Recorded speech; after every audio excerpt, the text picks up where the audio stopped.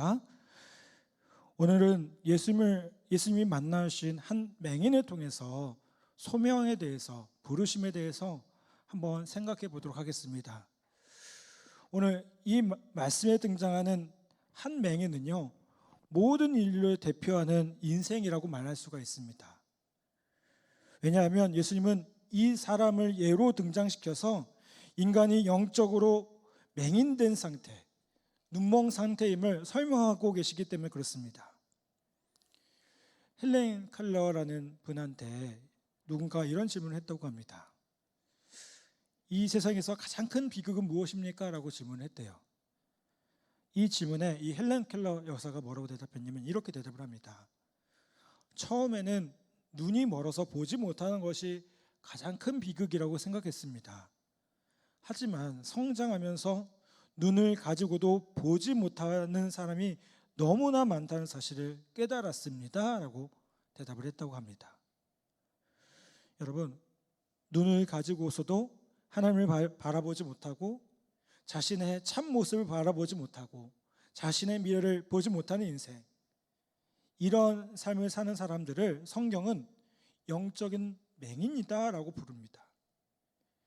예수님은 길을 가다가 날 때부터 맹인된 사람을 만나서 그를 치유하신 후 이 땅에 오신 목적을 보지 못하는 자들을 보게 하고 보는 자들은 맹인이 되게 하려 함이라 라고 말씀하고 계십니다. 이 말씀을 듣고요, 바리새인들은 예수님께 다음과 같은 흥미있는 질문을 합니다. 요한복음 9장 40절에 보면 이렇게 말씀합니다. 바리새인 중에 예수와 함께 있던 자들이 이 말씀을 듣고 이르되 우리도 맹인인가? 라는 질문을 합니다. 여러분, 혹시 우리도 맹인인가? 이 질문이 들리십니까? 이 다음에 나오는 예수님의 말씀은 더 흥미롭습니다. 41절에 보니까 뭐라고 대답합니까? 예수께서 이르시되 너희가 맹인이 되었더라면 죄가 없으려니와 본다고 하니 너희 죄가 그대로 있느니라. 무슨 말입니까? 자신이 맹인인 줄 아는 맹인은 더 이상 맹인이 아니라는 거예요. 문제는 맹인이면서 맹인인 줄을 모르는 인생이 많다는 겁니다. 본다고 하면서 보지 못하는 영적인 맹인됨을 지적하고 있는 말씀이라는 거예요. 어떤 목사님이 신학생들에게 여러분, 천국에 가서 예수님을 만나면 이렇게 인사해야 할지도 모릅니다 라고 얘기를 합니다. 뭐라고 인사를 할 것 같으세요? 예수님, 그동안 말씀 많이 들었는데 처음 뵙겠습니다. 이렇게 인사해야 될지도 모른다는 거예요. 여러분, 우리가 예수님에 대해서 얼마나 많이 듣습니까? 얼마나 예수님에 대해서 많이 배웁니까? 최소한 일주일에 한 번은 듣고 가지 않습니까? 그런데 문제는 뭐예요? 지금 여기에 역사하고 계시고 살아계신 그 주님을 만나지 못하고 살아가고 있다는 거예요. 우리가 그냥 말씀을 듣는 것이 아니라 성령 안에서 듣는다면 말씀 속에서 주님을 만나게 됩니다. 주님을 만나고 그분을 나중에 배울 뿐만 아니라 지금 여기서도 뵙게 되는 겁니다. 여러분, 오늘 이 자리에 함께한 모든 성도들이 성령으로 말씀을 듣게 되어지는 귀한 은혜가 있기를 간절히 바랍니다. 그리고 주님을 만나는 영의 눈이 열리기를 간절히 바랍니다. 예수님은 맹인의 눈을 뜨게 하려고 어떤 처방을 내리십니까? 6절 말씀을 보니까 어떻게 하셔요? 이 말씀을 하시고 땅에 침을 뱉어 진흙을 이겨 그의 눈에 바르시고 라고 말씀합니다. 자, 여러분, 여기서 의문점이 하나 생겨요. 왜 침과 진흙을 사용하셨을까? 그렇죠? 벵겔이라는 주석학자가 이런 얘기를 했습니다. 유대인들의 전통적인 하나님 창조 사역을 이해하는 데 있어서 인생을 흙으로 빚어 만드실 때 침과 진흙을 사용하셨다라고 얘기를 했어요.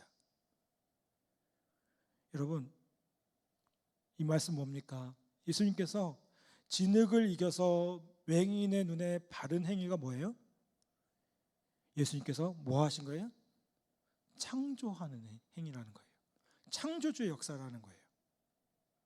여러분, 그렇다면 우리를 지으시니까, 우리를 만드시니까 우리를 당연히 회복하시고 고치실 수 있다는 겁니다. 사도 요한의 예수님에 대한 이해는요, 그분이 하나님이라는 사실에서 시작됩니다. 요한복음 1장에 보면 뭐라고 말씀합니까? 우리 유명한 말씀이 나오죠. 태초에 말씀이 계시니라. 이 말씀이 하나님과 함께 계셨으니 이 말씀은 곧 하나님이시니라 라는 말씀으로 시작이 됩니다. 이 요한복음 1장의 시작입니다. 여기서 말씀은 누구십니까? 성경에 따르면 육신을 입고 우리 가운데 오신 아버지의 독생자 예수 그리스도라는 거예요. 그래서 1장 3절에 뭐라고 말씀합니까? 만물이 그로 말미암아 지은 바 되었으니 지은 것이 하나도 그가 없이는 된 것이 없느니라. 그로 말미암아, 이 그가 누굴까요? 예수님이에요. 그렇죠? 무슨 말입니까? 예수님이 창조주라는 겁니다. 여러분, 우리가 이 사실을 고백하지 않고는, 이 사실을 받아들이지 않고는요, 어느 누구도 구원받을 수가 없어요. 여러분, 오늘 맹인의 눈에 진흙을 바르고 그것을 고치신 예수님, 우리 이렇게 생각했어요. 그냥 말씀만 하셔도 되는데, 그렇잖아요. 그냥 말씀만 하셔도 당연히 고침받을 수 있었을 텐데 왜 그렇게 하셨을까? 왜 그렇게 하셨다고요?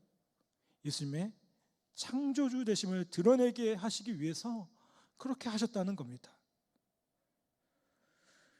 여러분, 우리의 인생이 영의 눈을 뜨고 구원을 경험하려면요, 예수님이 창조주이심을 아는 것만으로는 족하지 않습니다. 한 걸음 더 나아가야 됩니다.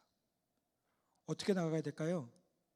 그분이 구원자 되심을, 구세주 되심을, 메시아 되심을 알아야 돼요.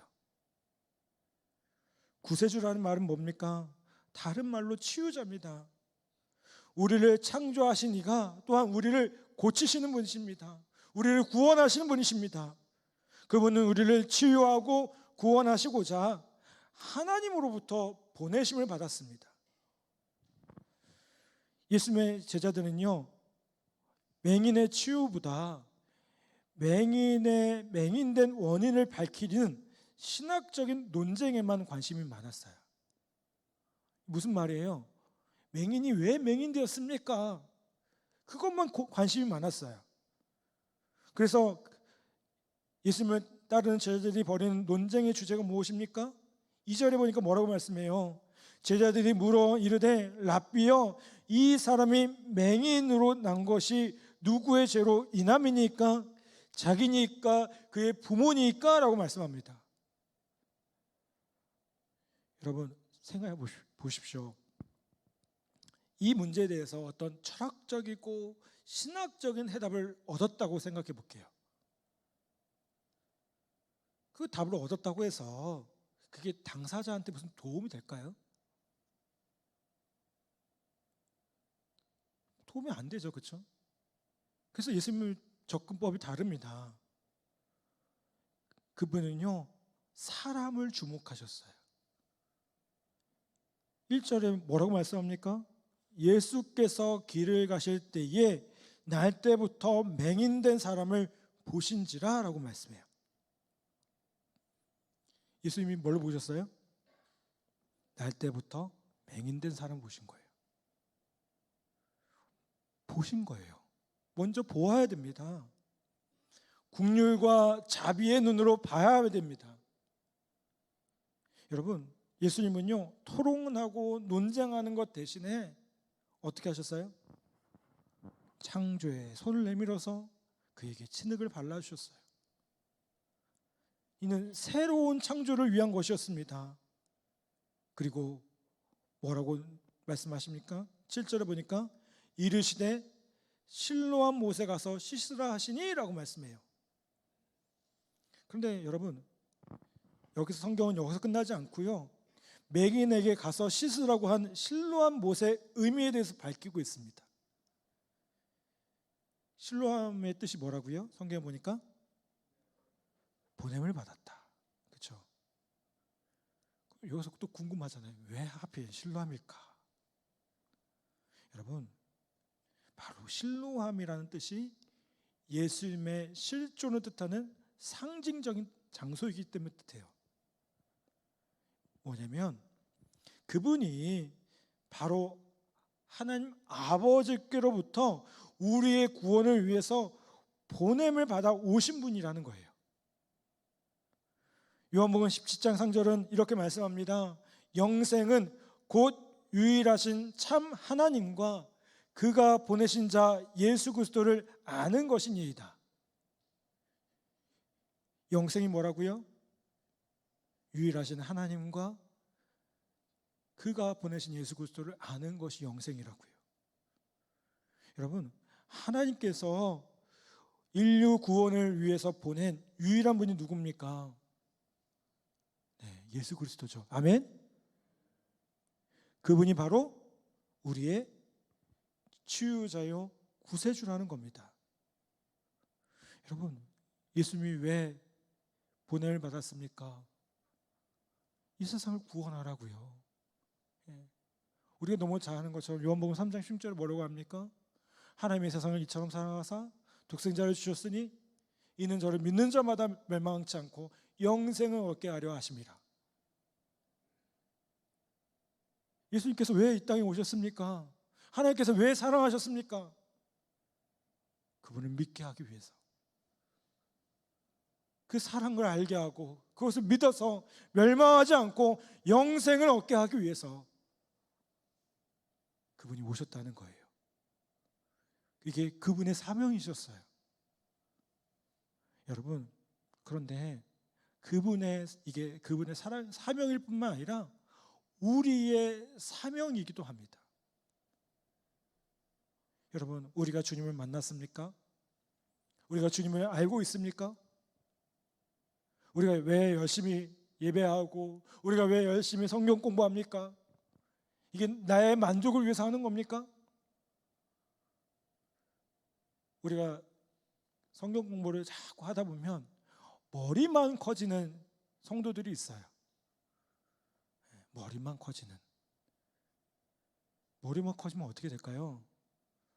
안 되죠, 그렇죠? 온몸이 균형감이 있어야 돼요. 균형 감각이 있어야 돼요. 여러분, 머리만 커지는 게 아니라 우리의 사명이 있습니다. 우리의 몸이 왜 존재합니까? 우리가 왜 이 땅 가운데 존재합니까? 그 사명을 분명히 아셔야 돼요. 뭐예요? 우리의 사명은 예수님이 구세주이신 것을 사람들이 알도록 하는 겁니다. 이제 맹인에게 궁극적으로 일어났던 사건을 주목할 때입니다. 이는 우리의 이웃을 사랑의 눈으로 주목하면서 그들을 그리스도께로 인도할 때 일어날 수 있는 일이기도 합니다. 어떤 일이 일어났을까요? 요한복음 9장 38절 한번 찾아보실까요? 요한복음 9장 38절 한번 보십시다. 같이 한번 봉독하겠습니다. 시작. 이르되 주여 내가 믿나이다 하고 절하는지라. 아멘. 어떻게 했어요? 이 맹인이 뭐라고 했어요? 주여 내가 믿나이다 하고 절하는지라. 주님을 고백하고 주로 고백하고 그분 앞에 엎드려 그분을 경배하게 된 것입니다. 그리고 그날 이후로 이 맹인은요, 맹인 고침받았죠. 어디를 가든지 오직 한 가지 간증을 가지고 살아갑니다. 9장 25절에 보니까요, 대답하되 그가 죄인인지 내가 알지 못하나 내가 한 가지 아는 것은 내가 맹인으로 있다가 지금 보는 그것이니이다. 여러분, 우리에게 사명이 있습니다. 그 사명이 뭡니까? 우리의 이 미션을, 우리가 전해야만 하는 그 복음, 우리의 영혼을 치유하고 우리를 고쳐주는 그 복음, 그것을 기다리는 이웃이 있다는 겁니다. 요즘 기독교에 대해서 많은 사람들이 부정적으로 생각합니다. 그래서 전도하는 게 어렵다고 얘기해요. 여러분, 전도가 왜 어려울까요? 전도가 어려운 이유는 상대방을 내 지식으로 설득하려고 하기 때문에 그래요. 전도가 뭡니까? 그냥 보여주는 거 아니겠습니까? 내가 어떻게 예수님 만나는지.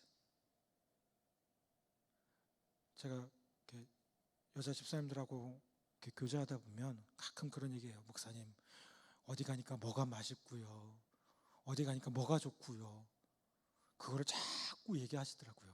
아, 그렇구나. 제가 그때 깨달았어요. 아, 좋은 거는 얘기하는 거구나. 그렇죠? 여러분, 우리에게 정말 좋은 게 뭐예요? 예수 믿는 거 아닙니까?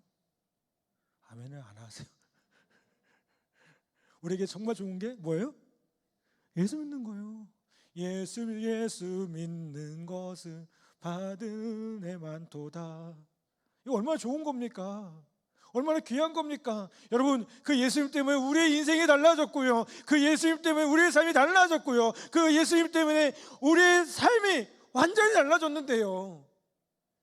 아멘. 죄악으로 달려가고 막 인생에 허우적거리던 그 인생이 주님 때문에 달라졌는데요. 이거 얼마나 놀라운 일입니까? 여러분, 우리가 그 좋은 것들을 우리만 혼자 누리지 않기를 간절히 바랍니다. 아멘. 그들은 나누기 바랍니다. 어렵게 생각하지 마시고, 내가 함께 누리고 내가 함께 경험하고 있는 이 복음의 은혜, 십자가의 사랑, 여러분, 우리 곁에 그것을 기다리는 사람들이 있다는 사실을 다시 한번 기억하기를 간절히 바랍니다. 여러분, 우리가 그들 향해서 나아가야 됩니다. 그들은 우리의 손을 기다리고 있습니다. 깨지고 상한 마음들이 있습니다. 영적인 맹인이 되어서요, 그 눈을 뜨기를 원하고 있어요. 얼마나 힘든 모습입니까? 여러분, 우리가 그 소명을 위해서 우리가 먼저 눈을 떠야 되고요, 우리가 주님의 사랑으로 나아갈 때에 그 맹인된 그들이 주님 앞에 다시 한번 눈 떠지는 귀한 은혜가 있을 줄 믿습니다. 그리고 그들은 그 말씀을 듣고 그 복음을 듣고 다시 한번 이 맹인처럼 주님 앞에 올 겁니다. 내가 주를 믿나이다. 주여, 내가 믿나이다. 이것보다 더 귀한 감격이 어디 있겠습니까? 아멘. 오늘 다시 한번 주님 앞에 나아가서 우리의 영이, 눈이 떠지고 아직도 어둠 속에 방황하고 절망 속에 힘겨워하는 그들 향해 주님의 사랑과 은혜로 그들의 영적인 눈이 떠져지는 귀한 은혜가 있기를 간절히 바랍니다. 우리 명절입니다. 명절에 무슨 얘기 해야 된다고요? 감사하고 축복하는 말. 또 한 가지 더 하세요. 내가 주님을 인해서 얼마나 복된 삶을 살고 있는지. 아멘. 맨날 모여서 뭐 부동산이 어떻고, 뭐 그런 얘기 하지 마시고, 자녀 얘기 하지 마시고, 괜히 그 젊은 애들 보여서 왜 시집 안 가냐 뭐 그런 얘기 하지 마시고, 알아서 갑니다. 알아서 또 다 취직해요.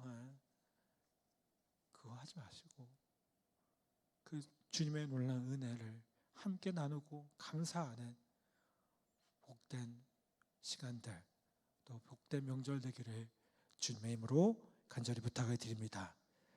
아멘.